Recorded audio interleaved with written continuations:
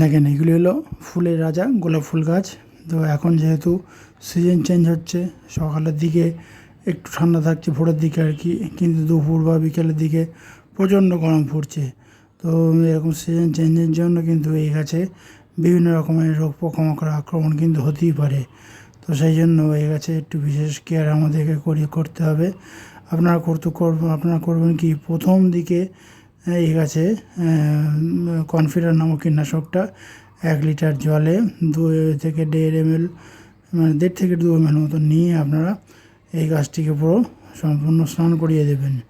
তাহলে দেখবেন গাছগুলো বেশ ভালো থাকবে, কোনো কীটপতঙ্গের আক্রমণ কিন্তু হবে না। এর পাশাপাশি 15 দিন অন্তর আবার কিন্তু কাকা নামক কীটনাশকটাও কিন্তু এই একই পরিমাণে নিয়ে একইভাবে আপনারা প্রয়োগ করবেন। তাহলে দেখবেন আপনাদের গোলাপ গাছগুলি বেশ ভালো থাকবে, সুস্থ থাকবে।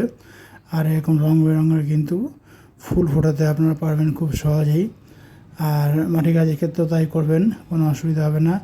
টানা রোদে কিন্তু গাছগুলিকে রাখবেন, আর মাঝে মধ্যে কিন্তু গাছগুলিকে স্নান করিয়ে দেবেন সকাল বিকেল। তাহলে দেখবেন গাছে কিন্তু কোনো রকমের রোগ পোকামাকড়ের আক্রমণ কিন্তু খুব সহজেই হবে না।